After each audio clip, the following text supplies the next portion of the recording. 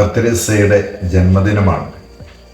കേരള സർക്കാരിൻ്റെ orphanage control ബോർഡിൻ്റെയും സാമൂഹ്യനീതി വകുപ്പിൻ്റെയും അസോസിയേഷൻ്റെയൊക്കെ നേതൃത്വത്തിൽ കണ്ണൂർ ജില്ലയുടെ ജില്ലാതല ആഘോഷങ്ങൾ ഇന്ന് വെമ്പുവ തെരേസ ഭവനിലാണ് നടത്തിയത്.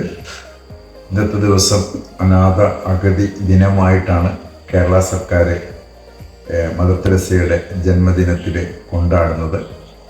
അതിൻ്റെ ഭാഗമായിട്ട് വിവിധ സ്ഥാപനങ്ങളിൽ നിന്നൊക്കെയുള്ള അന്തേവാസികളും സ്ഥാപന മേധാവികളൊക്കെ ഇന്ന് തെരേസ ഭവനിൽ ഒരുമിച്ച് കൂടി ഈ മഹത്തരമായ പ്രോഗ്രാമിൻ്റെ ഉദ്ഘാടനം നിർവഹിച്ചത് നമ്മുടെ കണ്ണൂർ ജില്ലയുടെ assistant collector Grandhe Sai Krishna IAS അവറുകളാണ്.